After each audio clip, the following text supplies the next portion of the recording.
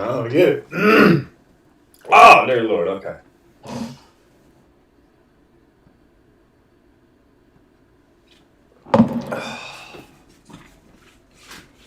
Category sports, insurance burners. We got. All right, man. Just to let you know, I am in about a 5-second delay. This is my first time doing the layup live stream, kind of sort of like this. I'm pretty much well set up. I believe I'm going to go. Everybody can hear me. So y'all just give me just one moment and I'll get everything all set up. I can say something. That's right. Oh, good job.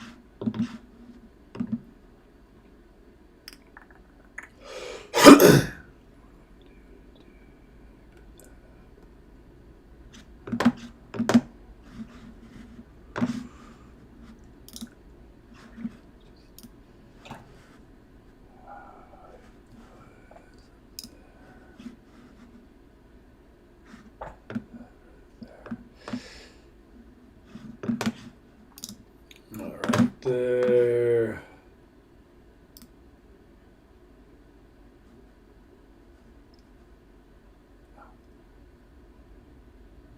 Oh, yeah. All right, let me see.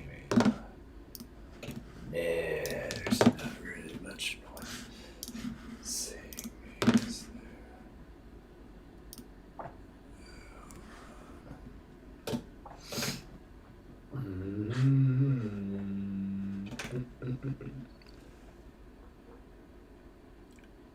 All right.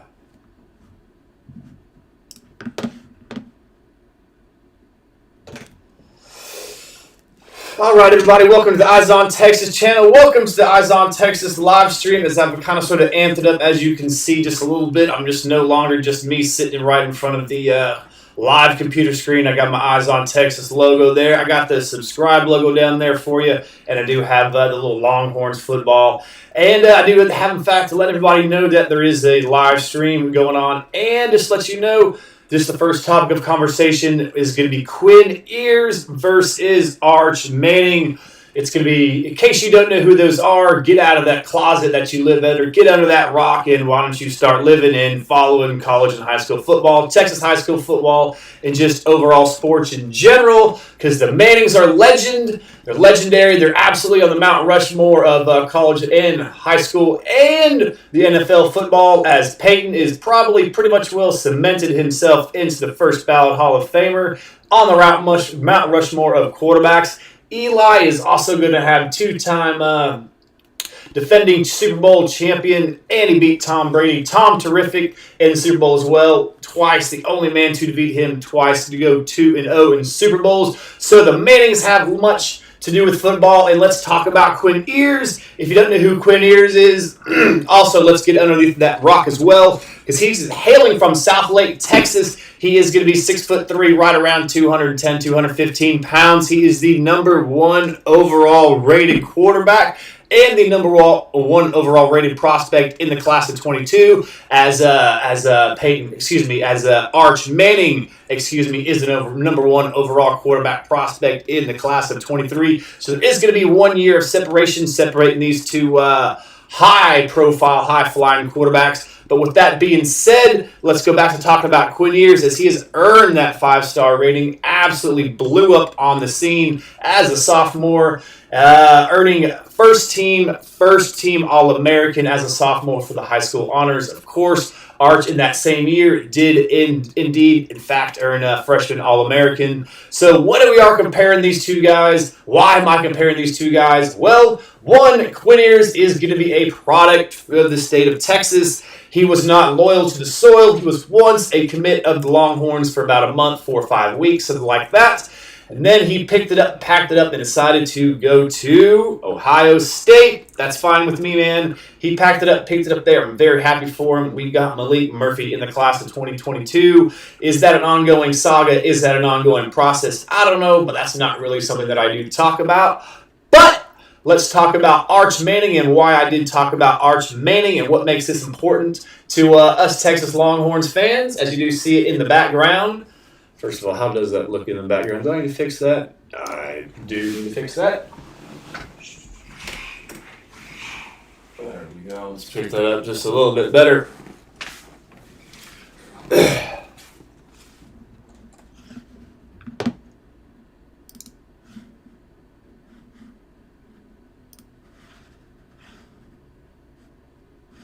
Yeah, whatever. But the reason why it is important that we do know who Arch Manning is, and we do know what's got going on as far as him, is that he is a big-time major prospect for the Texas Longhorns, and he is looking to be committed to the Texas Longhorns, as we did make his last final top list. He is open to his commitment. His recruitment is live. He is not any way, shape, or form locked it down in any way, shape, or form. But without a doubt, the Texas Longhorns are going to be on that list on the short list of prospects to gain his interest of collegiate takers. So with that being said, when I did this versus of Quinn Ewers versus Arch Manning, I broke it down into 3 different styles of quarterbacking, because you got to basically break it down into 3 different ways when you're judging your quarterback. I made a highlight video, and I really just had to specifically say what I wanted to judge them on in 3 specific sentences and 3 specific words. So I went with first thing I judged them on. I judged them on pocket presence, and when I judged them on pocket presence, when I evaluated them on pocket presence, and when I made my highlight film about the pocket presence, I did weigh heavily on pocket pressure under pressure. So what they are doing when the big uglies, when the 90 numbers are breathing down their throat, what are they doing in the big time games? Are they staring down at that defensive lineman, or are they throwing up over the top and keeping their eyes downfield on their playmakers, right?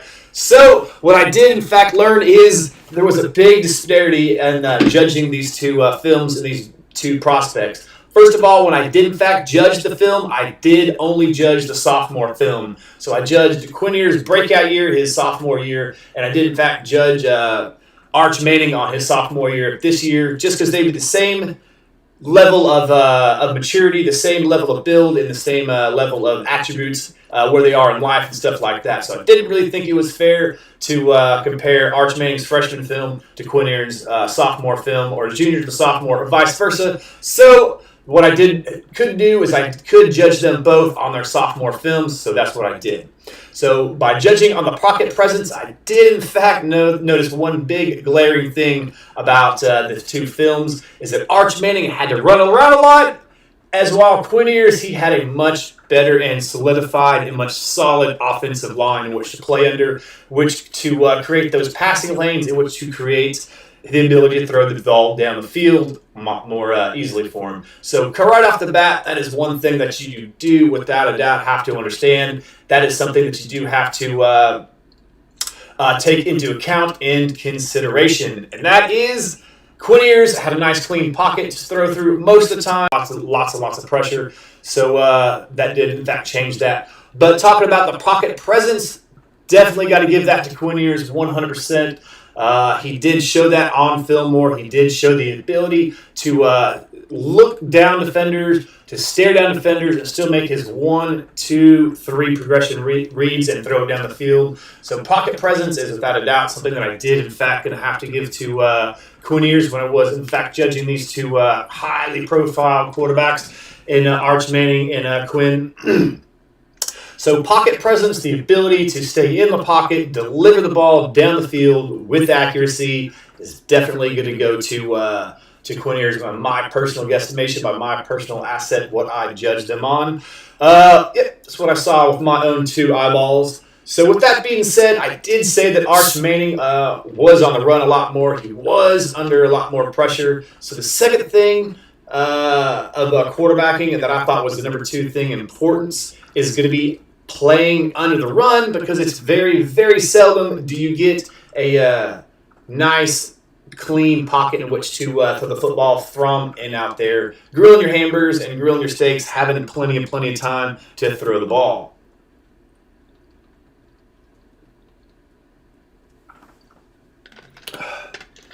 So the second thing that I did, in fact, judge these 2 quarterbacks on and kind of sort of base everything that I did make my assessment on was going to be playing on the run, in which I did allude to a lot earlier that Arch Manning did play on the run just a lot more.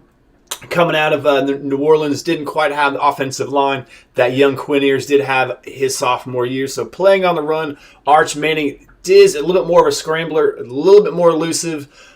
They are similar in body size, but I would say in body structure and overall strength, I would definitely give that to Quinn Ewers. But as playing on the run, throwing on the run, and just being a little bit more elusive, maybe a little more dual threat. But these are both not dual threat quarterbacks, as they are both pro-style quarterbacks, respectively. But having just a little bit more ability to play on the run, just a little bit more assets to play on the run, I did give that to Arch Manning, as he showed that way more time on film than did young Quinn Ewers did. But I did allude to earlier when I was talking about Quinn Ewers and having to play the Dallas schools before in the playoffs. Duncanville and DeSoto, those defensive linemen, that defense, that was for real. That gave him fits. He was having to scramble. He was having to show the ability to play in the run. He was showing the ability to scramble outside of the pocket, talking about Quinn Ewers of South Lake Carroll. So it isn't just 100% a given. It isn't just 100% a gimme that I'm taking Arch Manning on the ability to play on the run, scrambling ability. But with that being said, he did show a lot more on film, did show that little bit more elusive ability. So when it comes to playing football on the run, outside of the pocket, Arch Manning is going to win that part of this battle when it comes down to verses. But 1-2 styles of playing down, and when it comes down to the third part of quarterbacking, this is the third thing on the list, but probably the most thing as far as importance. And that's going to be accuracy. It's throwing the ball. It's throwing the ball with accuracy down the field. It's not necessarily putting nice touch on the ball. Throwing the ball, throwing a catchable ball is very important as well. But when you're more talking about throwing a catchable ball, you're more talking about a short, quick hitter, something in the screen game, just to lob over the defensive lineman and just place a nice soft baby. But I'm more talking about accuracy. I'm talking about driving the ball down the field. I'm talking about putting the baby in the bucket, the biscuit in the basket, putting the football in a shoebox from 50, and man, showing up time in and time out, reading his progressions, going 1, 2, 3, all the way downfield, showing it game in, game out, over and over again. I had to hand it to him in accuracy. He showed it in the short routes, the intermediate, like I said, in the end zone, in the red zone, all over the field. Just a bag full of dimes, an absolute change machine. I'm talking about Quinn Ewers. Had to give it to him on this one. And this wasn't really all that close as far as it's concerned when you're reading your progression, going 1, 2, 3, 4 down the field and delivering it on time with accuracy. Got to give that to Quinn. Arch was running around just a little bit too much. But with that being said, there's no way every single time he dropped back, there was not 1, 2, or 3 times on his whole entire 21-minute film of footage that he showed his progressions 1, 2, and 3 and delivered the ball downfield on a dime. And man, that's all Quinn Ewers does on that highlight film on the sophomore footage. Absolute change machine, dropping dimes all over the field. So when it comes down to accuracy, man, I just 100% got to give it to Quinn Ewers on it. 100% got to give it to Quinn Ewers on that.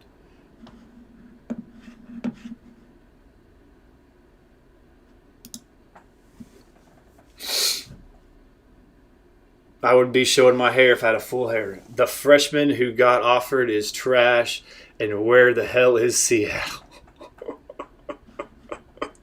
You're talking about you're talking about Mr. Brown. I say I guess you're talking about their Mr. Let's talk about it. Yep, you're talking about Mr. Brown. I guess you think he's trash, but that's going to be your own exclamation. That's going to be your own opinion.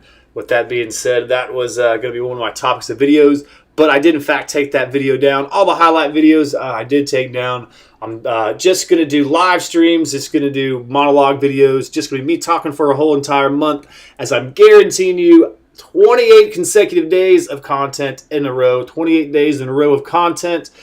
That's what I'm giving you. And if you haven't liked this If you haven't seen this kind of sort of content before, if you haven't seen me on YouTube before, please give me a like. Please give me a subscription. I'm AK, and I do try to produce content pretty much every single day of the week. I do highlights, I do monologue videos, and I do live stream highlight video. I do highlights and live streams as well, live chats as well. Going to do much more live chats coming up in the next couple of days, the next couple of weeks. So let's keep this rolling. But Quinn Ewers, man, I got Quinn Ewers over Arch Manning when it comes down to this battle. I definitely got him when it comes down to your accuracy. Playing on the move, playing on the run, showing a little more elusive ability. Gonna have to give it to our boy Arch Manning on that front. But accuracy and playing in the pocket, Quinn Ewers is most definitely going to be my guy on that. But, yeah, holla at you, boy. That's what we got going on that. And that's going to end the Quinn Ewers and the Arch Manning debate as we're going to talk about moving on to, yeah, Sarkisian offered so many bad players. Who are these bad players that Sarkisian is offering in your personal opinion? You know what I mean? I'm not quite sure. We're offering lots of people broad spectrum of players. We're definitely going from coast to coast because a lot of these in-state boys haven't been committing in the last couple of years, last couple of cycles. I could understand that point of view, but bad players, man, we're going after these high risers, these 4- and 5-star recruits. I really don't know who you're talking about. I believe Travell Johnson is going to be our lowest commit right now, and he's going to be the speedy sideline to sideline linebacker. You know what I mean? So he killed. I wouldn't say he killed Klubnik. I wouldn't say Klubnik killed Ewers in that playoff game. And first of all, when you're talking about the two teams, it is a team sport, and you're most definitely going to have to give it hands down. That Klubnik had the best team, 100%. My second point, both the quarterbacks were injured. Quinn Ewers, I believe he had the hernia or shoulder injury. He had the hernia and the stomach injury, and Klubnik, he had the shoulder injury. So both players were hindered in that regard. But if you're talking about the first two series of that game before Quinn Ewers was really succumbed to that injury, before that really started hurting, he was an absolute doctor, man. Straight dropping dimes. He was a 100% clinic, man.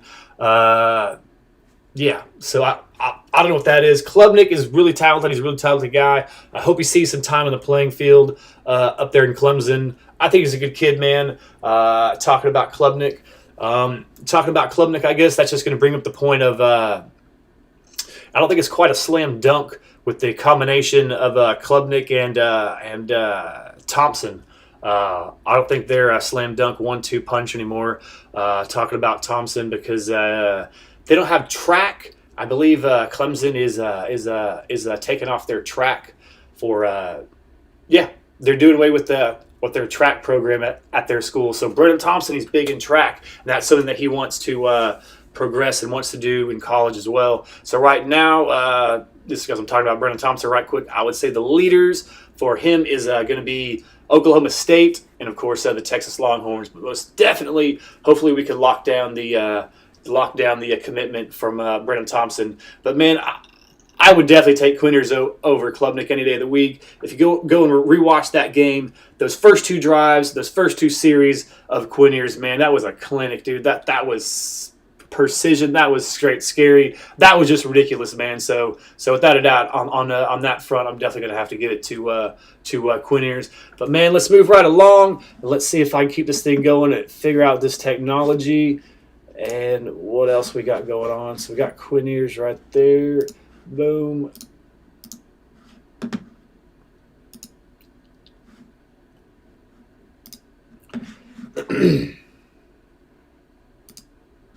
So when you're talking about new freshman faces that are going to be on the 40 here within the next couple of months, and the ones that are already on the 40, ones that are going to make an impact as freshmen, the ones that are going to be big-time, prime-time players, by my estimation, that you might not have heard of. One, without a doubt, is going to be this young man, and I'm talking about, you can see it real good. There he is. I'm talking about Jaden Alexis. He's going to be from Pompano Beach, California. I don't know if anybody of y'all heard much about him. I've talked much about him on this program, but definitely like this athlete, definitely like this recruit.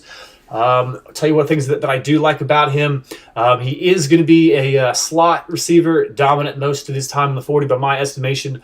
But his freshman skills, what he does possess, I do see him getting some early playing time. I do see him getting some early time as a freshman because he can play as in the slot and the inside or on the outside. So you can play the inside and the outside. He can give you some ability in the return, but without a doubt, I love that speed. He has top end speed, not quite Brennan Thompson, not quite 100% elite true speed, but he can definitely take the top off the defense. What he can do is he can play with the phone booth really well. He's good in that slot. He can reach his top speed very, very quickly. So great lateral movement, great sideline to sideline play. So what I see about him is I like to see him in that boomerang kind of sort of motion that Sark likes to do near the line of scrimmage to get his guy the balls.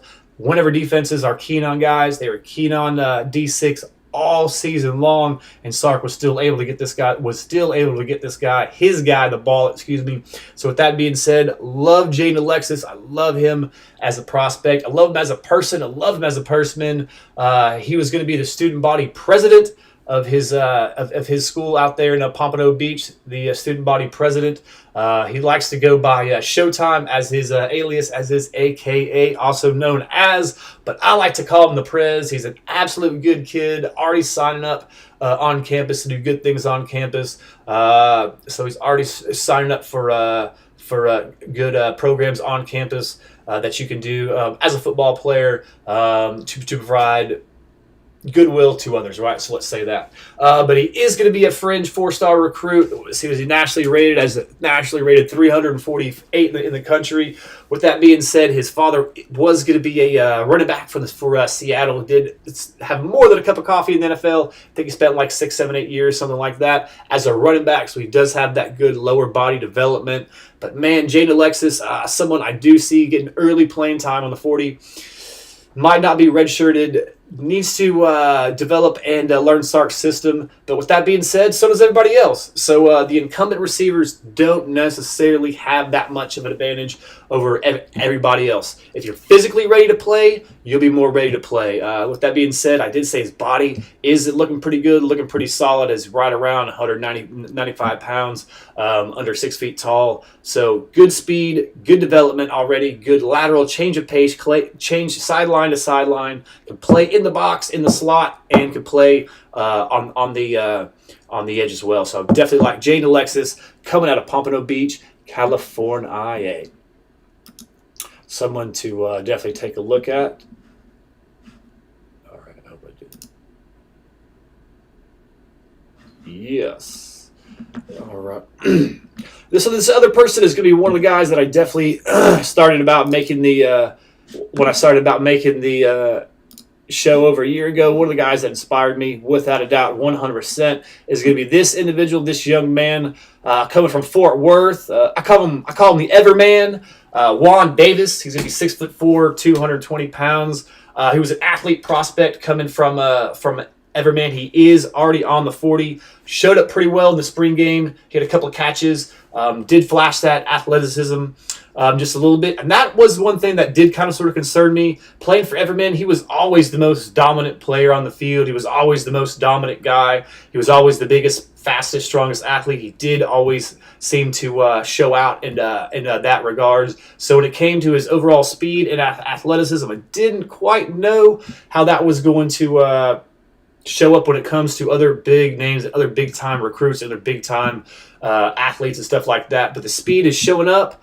Without a doubt, he did show up on the spring game. He has been positive accolades being spoken about him in the press and by other teammates. So that is very, very good. Juan Davis, when he was in Everman, he was an athlete prospect. As I did say, one of the things I do like about him is I see him as very coachable. I see him as very moldable. I see him as very much a yes coach kind of sort of player, as he did play multiple positions. He played running back, quarterback, tailback and tight end, obviously, at his time there at Everman. So he is very, very raw. The comp there is going to be little Jordan Humphrey, is where a lot of people are comparing him to first coming out of the box. But hopefully he does have a little bit more speed than LJ did have, as that was going to be his main concern coming off the 40 and onto the NFL ranks. Talking about LJ. So Juan Davis, man, my guy Juan Davis, definitely probably gonna be a redshirt candidate. I would suspect, but someone coming down the pike a few years down the road, look out for this name, Juan Davis. Something that I am doing is every freshman class, every incoming freshman class of the Texas Longhorns will have. I'm going to pick one player and I'm going to get their jersey. And this year, this player for me is this guy right over here, number 81 in your playbook. So when it does come out for it, look for that number 81, Juan Davis. I'll be flashing that jersey, getting that gear, repping that for him whenever that season does start. So holla at your boy Juan, just want to let you know that. But someone to look out for that you might not know, Juan Davis.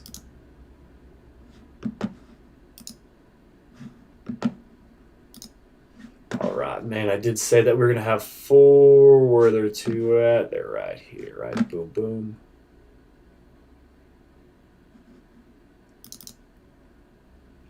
This man right over here is probably going to be my pick for best football player to come out of this class. And the reason why is going to be A, necessity. I see him playing early and often. And B, he is just the right style of football player for the Big 12. And lucky for him, that's the conference that he did commit to.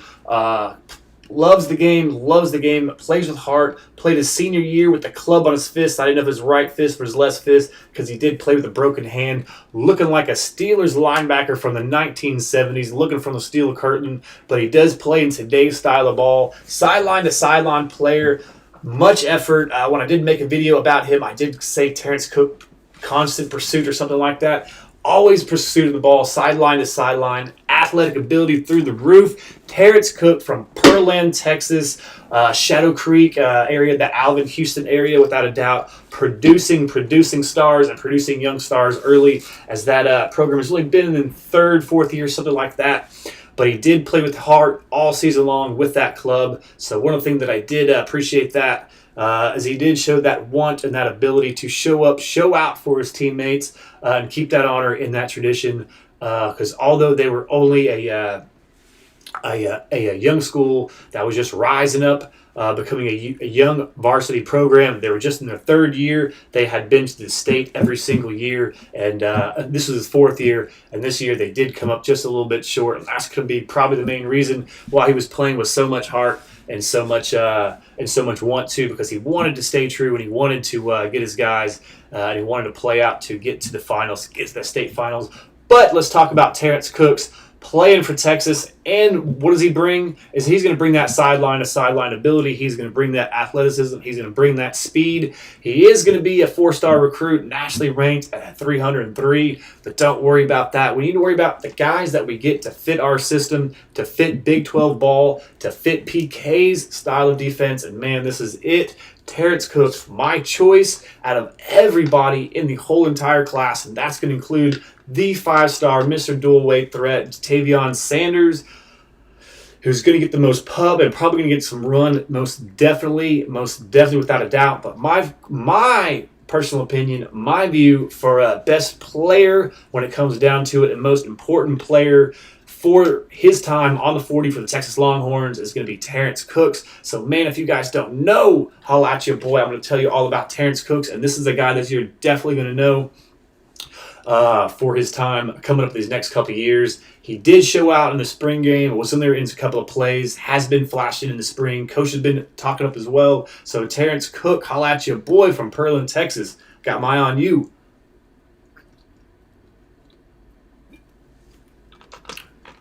All right. So this next guy is definitely going to be a dedicated individual. Does play a little bit smaller. Let's make sure I don't remove me. Does come from a little bit smaller program of a high school, not quite a bigger program, but he did, without a doubt, play some major high school ball and is a major player himself. Coming from PA, Texas, Port Arthur Memorial. You know I'm talking about our boy Jordan Thomas.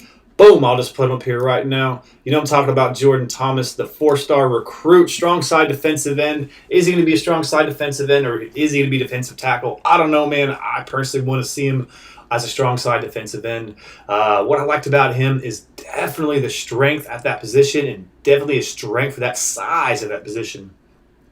He's listed here at 240 pounds, probably going to be a little bit bigger than that. But on this shot, on his sophomore film, is where he flashed out, showed that dominance, showed that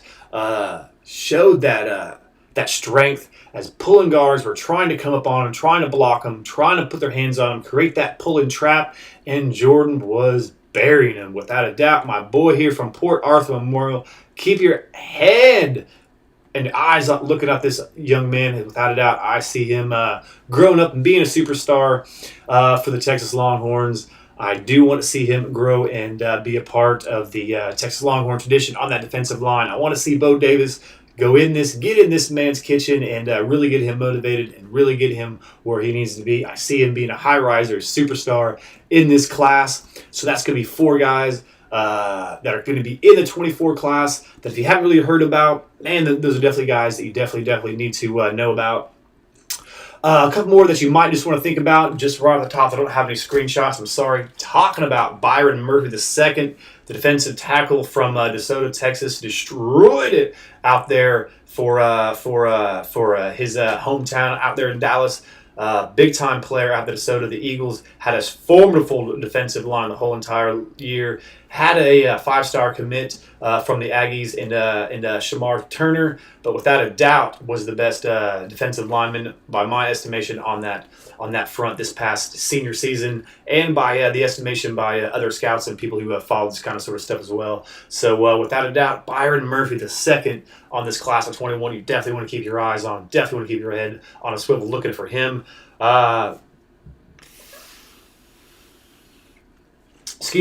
Another individual that you're definitely going to want to keep your eyes on is Jonathan Brooks, man. Playing that small-time ball, coming from Hallettsville, was the Dave Campbell Player of the Year out of Texas. So you know that he's a prime-time player. You know that he's for real. One thing that he does need to improve upon. He did improve upon it. He did show up on his film his senior year, but still does need to. And that's going to be his top-end speed. Love the move. Love the high knees. He has that rhythmic kind of sort of jukes, the rhythmic kind of sort of style. Man, it looks like he's going to lull you to sleep and absolutely make moves in a phone booth. Absolutely love him as a player. Production through the roof, played on both sides of the ball. Believe he had 60 touchdowns this year, man. Absolutely destroyed it in that class. Came up literally just one play short on a 2-point conversion for a state championship. My heart bled out for him. I was out there watching that game live myself, man, and my heart absolutely bled for that young man. But heck of a run, heck of an individual. Talking about from Hallettsville, Texas, man.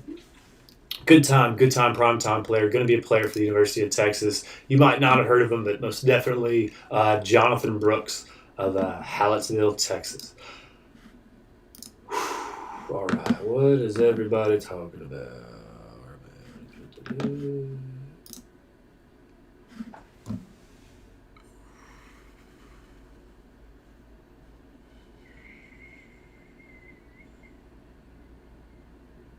Kane is interesting. Catching the ball. Davis yeah, talking about Juan Davis being a split out. I agree with you on that. Casey Kane is interesting because all he does is get open and catch the ball. Talking about Casey Kane.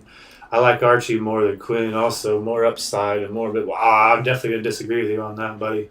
But what does disagree to disagree? And we're going to keep on rolling. All right.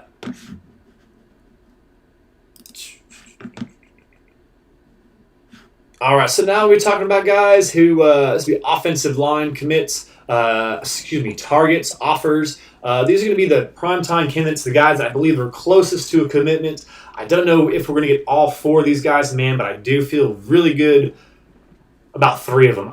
When it comes to 2 of these guys, I think it's going to come down to one or the other, and then I do believe that we will, in fact, get the other 2. But I'm going to stop flirting, and I'm going to just go right back into talking about them. Let's see if I have them already lined up here. And who do I have first? Yep. All right. So this next guy is going to be one of the newer offers. I feel confident about this player. He is going to visit on campus for an official visit, as it finally was uplifted. And I'm talking about Cameron Williams, the big, when I mean big time, I mean big time. Is he 6'5", 6'6", 360 pounds?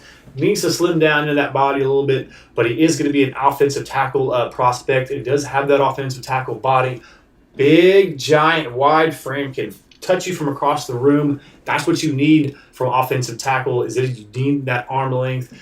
You need that ability to be able to sink your hips, not just straight up bend at the waist, and you need that fluidity. And even at his size, he has that, so he does have a tackle body. I did, in fact, say we haven't been in the mix with this young man for very much time, but we have made a large impression, as I do believe it's going to come down. Is this the kid that's us in Arizona State?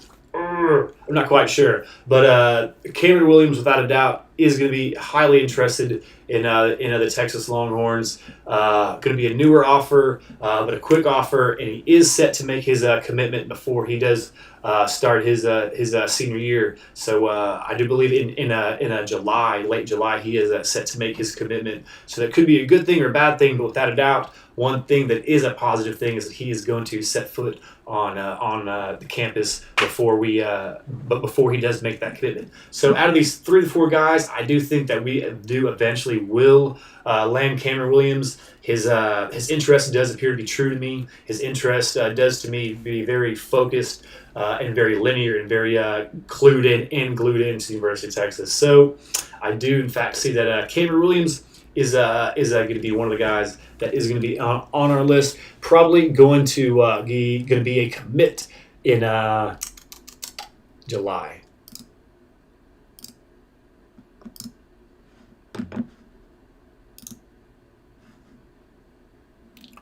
Yes. All right. This is the next individual who I have next. That's the same fellow. All right. So when I was talking about guys, that's going to be one or the other. But man, this might be the one that you want. This is going to be the 5-star. This is going to be, don't move me, let's move him. This is going to be Kelvin Banks. He is going to be from Summer Creek, from Humble, man. He is going to be the 5-star. Nationally recognized. You see up there, right up there, man, as the 5-star. 25th as the 24 composite says. He's going to be one or the other. The other one is going to be Cam Dewberry, without a doubt. This is going to be one of the individuals that we would love to have. We would love to have both. I believe Texas would love to take six high profile offensive linemen. Probably going to end up being 5, but as long as we get 5 good, solid players, that's one thing we definitely need, because both of our guys, we only had 2 in the class of 21, and they were both 3-stars. And Connor Williams, without a doubt, not Connor Williams. I forget his name anyway. Off the top of my head right now, we only Max Merrill and another individual, but we only had 2 last year, so we need to beef up on the offensive line without a doubt. We need 5 to 6 commitments in this class of 21. And when it comes down to Kelvin Banks or Cam Dewberry, I believe we're going to get one or the other. I don't believe that we're going to land both dominant offensive tackles in the state of Texas in the same cycle. You know, maybe we're Alabama, Oklahoma, something like that, straight rolling through these offensive lineman tackles, putting that talent in the league year in and year out with these first round commitments. Maybe we would get them. But Kelvin Banks, man, love to have him. So let's see what we got coming up next, man. Because I believe I just put 5 of these guys, I believe. All right, here we go. There's him. I already put him up.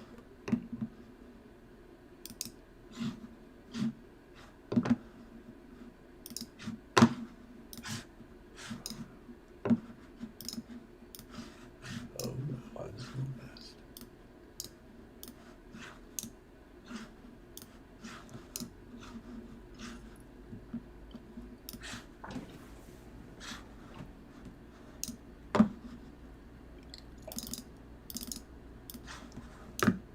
isn't really working out for me. But just to let you know, the other two guys that I'm talking about, of course, I did hint about them earlier. I'm talking about Cam Banks. Definitely, Kelvin Banks, definitely need him as a prospect, a 4-star offensive tackle prospect. He's going to be the other one talking about, are we going to be one or the other? I believe he is going to be one or the other kind of sort of prospect. I would love to have him on the 40. I would love to have him in the fold. But without a doubt, I believe he might be the one that we might possibly miss out on. But I really hacking me off. Why they're not coming out? They're all... But whatever.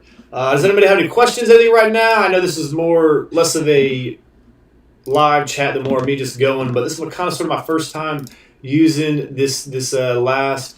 Oh, I'm definitely going to go with Travarius Jones, without a doubt, on him versus Citizen. What I like about him and the person that I believe that we're going to pair up our running back with Jaden Blue is I do believe it's going to be someone that like a slot back kind of sort of person, someone that all-purpose kind of sort of role, that all-purpose kind of sort of mold built of a body of an individual.